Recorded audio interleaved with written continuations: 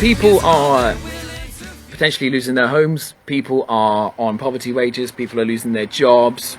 4.3 million children in poverty, 70% of which are in families who are working. House prices soaring, wages stagnating. It seems to be unsustainable. We've got enough money for Tory cronies. We've got enough money for nuclear weapons. We've got enough money for Dido Harding. But we have to drag the government kicking and screaming to feed starving children whose parents' wages can't afford to feed them. We've heard the magic money tree story a million times. I think there are now more food banks in the UK than there are McDonald's. We've got nurses using food banks. What would you say is the solution to that? Is it just about charity? Is it about better public policy? Is it about investing in communities? Or is it just about waving flags around? Is it just about blind fucking nationalism? Is it just about draping flags over every problem, saying Britain is a great country, this sort of imagined community of Britishness around, as if it's somehow a solution to everything? Or it's a way of ignoring all the problems that we have, and that are only getting worse, as I described. So we don't really live in a united kingdom anymore, especially with Scotland on its way out, potentially. We live in a fucking Unicef kingdom. And that is the title of my new single, coming out on the 7th of May.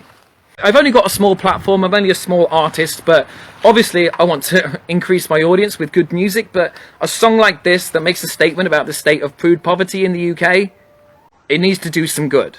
So I'm going to set up a means to do a bit of a charity fundraising on this. So there'll be two ways you can do it on the day of release. You can either Spotify's got a means that you can donate on Spotify, so that's going to be up. There's also going to be, on the day that the single comes out, is actually Bandcamp Friday. And the idea of Bandcamp Friday is that they reduce their fees, they annul their fees, so artists get 100% of the income.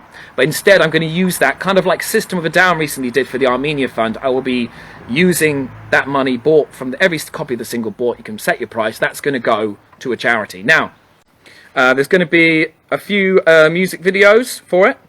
The official video got recorded about a week and a half ago. It's fantastic. I think it's probably the best music video I've done so far. There's multiple people involved, all outside, of course, COVID safe.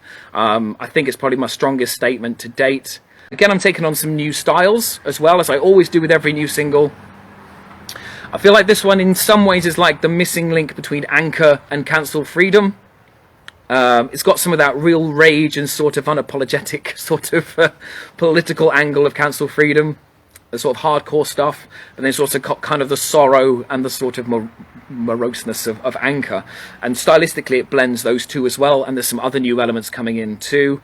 The chorus is a little bit Queen. I think Queen is probably one of the most iconic British bands ever. The lead singer of which, who was LGBT and, second generation immigrant. His real name, Freddie's real name was Farouk, for those who don't know. Some of the hardest working people in this country are the unskilled workers, who turned out to be the key workers in this pandemic, and the whole country would collapse without them. Unicef Kingdom, 7th of May.